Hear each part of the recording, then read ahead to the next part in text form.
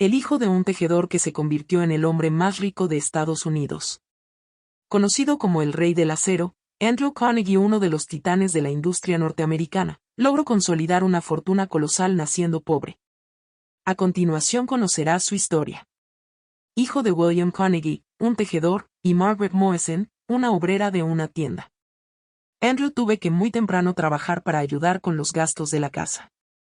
Las condiciones eran bastante precarias y lo que ganaban solamente alcanzaba para comer. En esa época Escocia pasaba por malos momentos en la economía, y había que luchar mucho para garantizar el mínimo de sustento para la familia.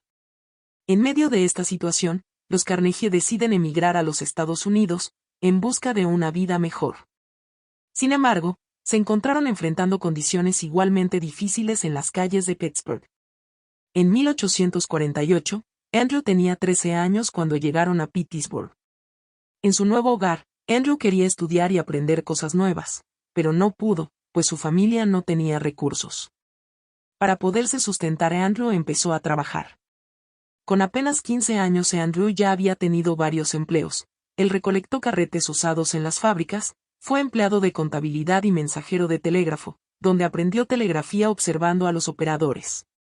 Pronto se convirtió en el operador de telégrafo favorito de la comunidad empresarial, y luego un servicio de telégrafo de un soltero, que cada día recopilaba las noticias que llegaban por telégrafo para los diarios de Pittsburgh.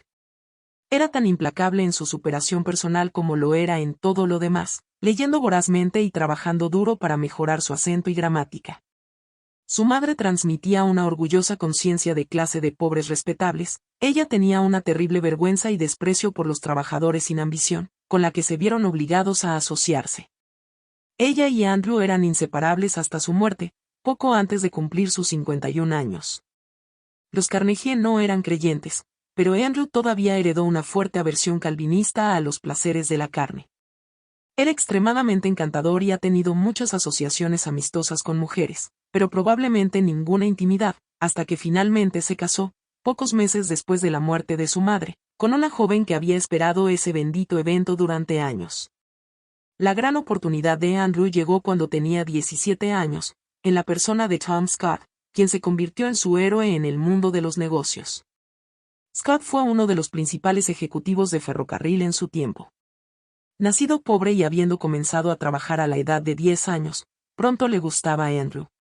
Él tenía la necesidad de rastrear y localizar sus cargas en movimiento, por eso, era un visitante frecuente en la oficina de telégrafos de Andrew. Cuando decidió que la cantidad de trabajo justificaba, estableció su propia estación de telégrafo. Su primera opción para el operador fue ese chico inteligente y lleno de energía, Andrew. Dado que gran parte del trabajo de Scott se realizaba por telégrafo, él y Carnegie compartían la misma oficina, y el flujo de mensajes permitió a Carnegie absorber prácticamente toda esencia del negocio ferroviario. Una mañana temprano, antes de que Scott llegara a la oficina, Carnegie recibió un mensaje que decía que un accidente de tren había dejado el tráfico en un lío terrible. No se puede localizar a Scott. Uno se pregunta cuánto energía lo buscó. Carnegie tomó el control y envió una serie de órdenes sobre telégrafo como si fuera Scott. Cuando lo localizaron y corrieron a la oficina, todo funcionaba en perfecto orden. Esta fue una ocasión, como Carnegie más tarde recordado, en el que temía haber ido demasiado lejos, pero después de explicarle nerviosamente lo que había hecho, Scott simplemente lo miró de manera extraña, comprobó que las líneas realmente funcionaban y así quedó la historia. Sin embargo, poco tiempo después, Carnegie estaba encantada de saber que Scott se jactaba de las hazañas de ese pequeño diablo escocés de pelo blanco en su oficina, y que ya era conocido en los círculos ferroviarios como Andy del señor Scott. Incluso el gran J. Edgar Thompson, presidente de Pensilvania, asomó un día la cabeza en su oficina. Se enfrentó Carnegie, se puso serio por un momento y dijo: «Así que eres el Andy de Scott». Si Carnegie hubiera pasado su carrera en el ferrocarril de Pensilvania, no hay duda de que habría sido uno de los más grandes ejecutivos ferroviarios de su tiempo. Su posición como el Andy de señor Scott finalizó en 1859, cuando Scott fue ascendido a vicepresidente del ferrocarril y nombró Carnegie a superintendente de la División Occidental, una promoción extraordinario por su experiencia. Carnegie se lanzó de cabeza al trabajo. A principios de la década de 1860, Carnegie ya era un hombre rico. En un tiempo cuando los conflictos de interés eran rutinarios, Scott lo orientó cuidadosamente para que invirtiera en empresas que hizo negocios con Pensilvania, como una empresa de coches Cama y un constructor de puentes ferroviarios, generalmente adelantándole el dinero de la compra. Carnegie tenía un talento espectacular, con una inteligencia extraordinaria y la practicidad precisa, la energía, el inmenso encanto y los instintos felinos para los negocios, que simplemente superó a todos los demás. También había leído mucho más que sus compañeros, con un gusto adquirido pero auténtico por el arte y la cultura, y un texto de estilo atractivo.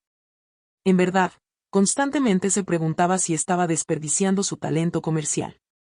Carnegie aplicó toda la energía y obsesión que eran sus señas de identidad para alcanzar lo que quería. A medida que Andrew Carnegie maduraba, su pasión por los negocios y su comprensión de las oportunidades en la industria del acero comenzaron a florecer. A través de su dedicación y su deseo de aprender, Carnegie se convirtió en un experto en los procesos de fabricación de acero, comprendiendo los avances tecnológicos y las demandas del mercado. Su enfoque en la eficiencia y la innovación lo llevó a visualizar oportunidades donde otros veían desafíos. A medida que la demanda de acero crecía con la expansión de la construcción de ferrocarriles y puentes, Carnegie vio una oportunidad que no podía dejar pasar. A pesar de enfrentar desafíos financieros, Carnegie decidió dar un paso audaz. Reunió los fondos necesarios y, en 1865, compró su primera industria de acero, la fábrica de acero Duncan. La fábrica de acero Duncan se convirtió en su plataforma para aplicar sus conocimientos y visión únicos. Carnegie implementó mejoras en los procesos de producción, aumentando la eficiencia y reduciendo los costos. Su compromiso con la calidad y la innovación no pasó desapercibido. Pronto, la fábrica de acero Duncan ganó reconocimiento por producir acero de alta calidad y confiabilidad. El éxito de la fábrica de acero Duncan marcó el comienzo de la escalada de Carnegie en la industria del acero. Sus productos fueron esenciales para la construcción de vías de ferrocarril, puentes y otros proyectos de infraestructura que impulsaron el crecimiento de la nación. A medida que su imperio crecía, Carnegie se convirtió en un líder en la industria, forjando relaciones clave con otros empresarios y líderes influyentes. La compra de su primera industria de acero no solo marcó un hito en la vida de Andrew Carnegie, sino que también sentó las bases para su ascenso como uno de los magnates más influyentes de la historia. Carnegie logró amasar una fortuna en la industria del acero, controlando el mayor funcionamiento integrado de acero y hierro nunca antes propiedad de un particular en los Estados Unidos. Su comprensión de la industria y su enfoque en la innovación demostraron ser fundamentales en la transformación del panorama industrial y económico de su época. En 1880, con apenas 45 años, Andrew era el hombre con la fortuna más grande en todo Estados Unidos y era conocido como el rey del acero. Además de tener buen olfato para los negocios, Carnegie tenía carisma y conocimiento sobre literatura. Fue invitado a muchos actos sociales, actos que Carnegie aprovechó para su propio beneficio. A lo largo de su vida, Andrew Carnegie consagró su tiempo y recursos a la filantropía, dejando un legado de generosidad y ayuda. En un gesto de solidaridad, destinó millones de dólares a la reconstrucción de Youngstown tras la devastadora tragedia. Su compromiso con la causa que más lo apasionaba, la construcción de bibliotecas, fue constante a lo largo de muchos años, donando millones de dólares que impulsaron la educación y el acceso al conocimiento en comunidades de todo el país. Movido por un deseo de perdurar en la memoria colectiva por sus obras benéficas, Carnegie emprendió la construcción de monumentos públicos en diversos rincones de Estados Unidos. Uno de los logros más emblemáticos fue la realización del Carnegie Hall, un proyecto que se culminó apenas 2 años después del desolador desastre de la inundación de Youngstown en 1889. Carnegie no solo dejó una huella indeleble en la historia industrial, sino que también trascendió como un filántropo comprometido, cuyos esfuerzos dejaron una marca imborrable en la educación, el arte y el bienestar de comunidades enteras.